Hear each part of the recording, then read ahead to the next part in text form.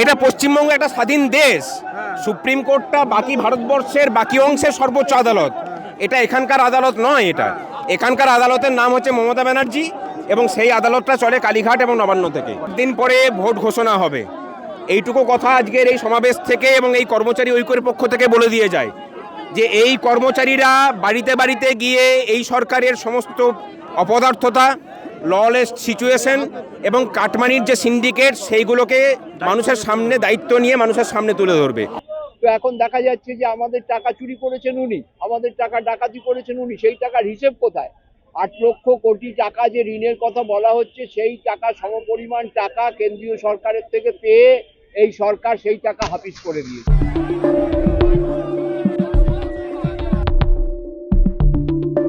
Supreme কোর্টের নির্দেশের পরেও বকেয়া 25% ডিএ নিয়ে এখনো পর্যন্ত কোনো স্পষ্ট ঘোষণা করেনি রাজ্য সরকার, আর সেই দাবিতেই আজ রাস্তায় নামলেন রাজ্যের সরকারি কর্মীরা।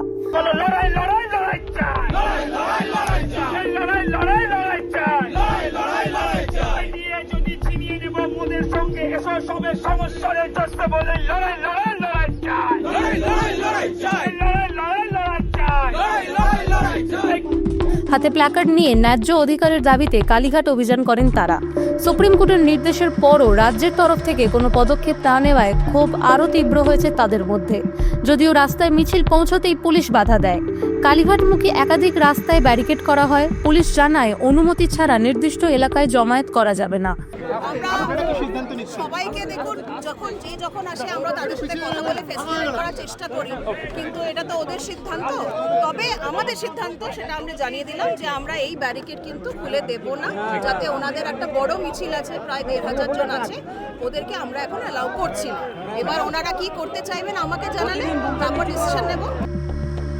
পরিস্থিতি সামাল দিতে মোতায়েন করা হয় বিশাল পুলিশ বাহিনী। তবে আন্দোলনকারীরা জানান দাবি পূরণ না হওয়া পর্যন্ত তারা পিছু হটবেন না। আমাদের দাবি দাওয়া নিয়ে মুখ্যমন্ত্রীকে এবং চিফ সেক্রেটারিকে কথা বলতে এখানে আসতে হবে। ব্যারিকেড তারা বলেছেন যে খুলতে পারবো না। ব্যারিকেড না, সুপ্রিম কোর্টের রায় মানবে রাজ্য সরকার,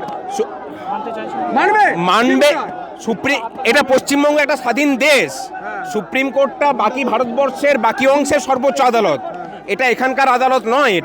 এখানকার আদালতের নাম হচ্ছে মমতা ব্যানার্জি এবং সেই আদালতটা চলে কালীঘাট এবং নবান্ন থেকে। সুতরাং এখানে সুপ্রিম কোর্টের রায়কে মান্যতা দেবে কেন?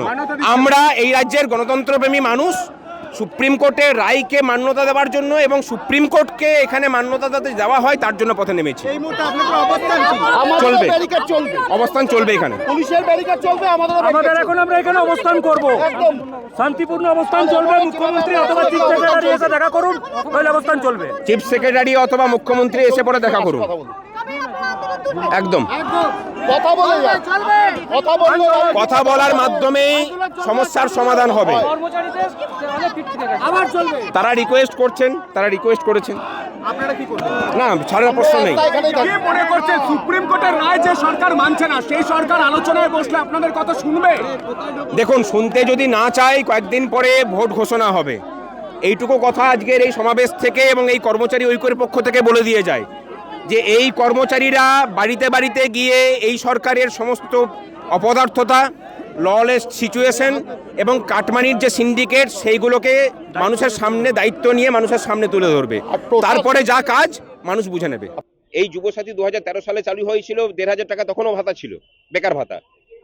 10 বছর পরে, প্রায় 13 বছর পরে বেকার ভাতা 13,000 টাকাতেই, মানে 1,500 টাকাতেই রয়ে গেছে। এটা তো 4,500 টাকা হওয়া উচিত ছিল। আমরা দাবি জানাচ্ছি যে যুবসাথীর যে ভাতা দেবেন সেটা 4,500 টাকা করুন, আর সুপ্রিম কোর্টের রায় মেনে ইমিডিয়েটলি 25% দেওয়া, বাকি 75%কে দেওয়ার জন্য যে কমিটি করেছে সেই কমিটির সাথে কোঅপারেট করা। স্যার যেটুকু আছে সেটুকুও কুলোয় না।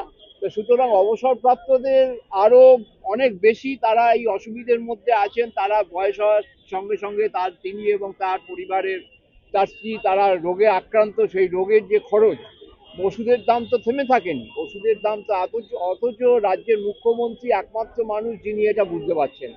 উনি বলছেন এটা নাকি সাবজুডিস ম্যাটার। কাকে সাবজুডিস বলে? উনি গেলেন সুপ্রিম কোর্টে ওই সওয়াল করতে এসআইআর নিয়ে, সেই দিনই সুপ্রিম কোর্টের বিচারপতিরা ওই অর্ডার বের করে দিলেন। তারপরের দিন প্রধান বিচারপতি বললেন যে ডিএর অর্ডার বেরিয়ে গেল। তো এই যে এইভাবে এর আগে তো আমাদের বলেছেন কেউ কেউ মেউ মেউ করবেন না, আমরা সব নাকি চোর ডাকাতের সর্দার। তো এখন দেখা যাচ্ছে যে আমাদের টাকা চুরি করেছেন উনি, আমাদের টাকা ডাকাতি করেছেন উনি, সেই টাকার হিসেব কোথায়? 8 লক্ষ কোটি টাকা যে ঋণের কথা বলা হচ্ছে, সেই টাকা সমপরিমাণ টাকা কেন্দ্রীয় সরকারের থেকে পেয়ে এই সরকার সেই টাকা হাফিজ করে দিয়েছে। আমরা সেই বলেছি বারবার, শ্বেতপত্র প্রকাশ করুন যে কোথায় সেই টাকা গেছে। আমরা কেন ওই যে 100 দিনের কাজের টাকা বা ওই আবাস যোজনার টাকা সেই নিয়ে আমরা কেন দেখতে যাব? রাজ্য সরকারের যেটা দেওয়ার কথা কেন্দ্রীয় সরকারের থেকে টাকা পেয়ে গেছে, সেই টাকা অবিলম্বে প্রদান করুন। আর যদি সেটা প্রদান না করেন, সেটা যদি না দেন কোর্টের অর্ডার না মেনে, তাহলে জেলে যেতে হবে। আর তার পাশাপাশি এই রাস্তার আন্দোলন আজকে আমরা মিছিলের ডাক দিয়েছি, এরপরেও যদি সরকারের টনক না নড়ে তাহলে পশ্চিমবঙ্গ অচল করার দিকেই আমরা যাব। কতগুলো সংগঠন আজকে আছে?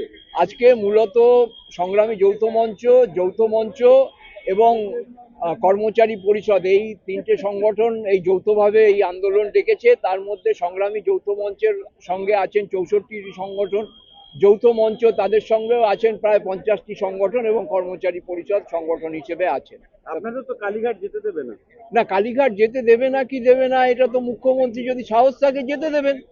ওনার তো সেই সাহস নেই। উনি তো হচ্ছে চরম ভীতু একজন মহিলা, যিনি বেশি চিৎকার করেন যে আমার এই হাতে গুন্ডা আছে, অমুক আছে তমুক আছে। ওনার সাহস থাকলে বসুন না গিয়ে আজকে, যেমন ডাক্তারদের সাথে বসেছিলেন।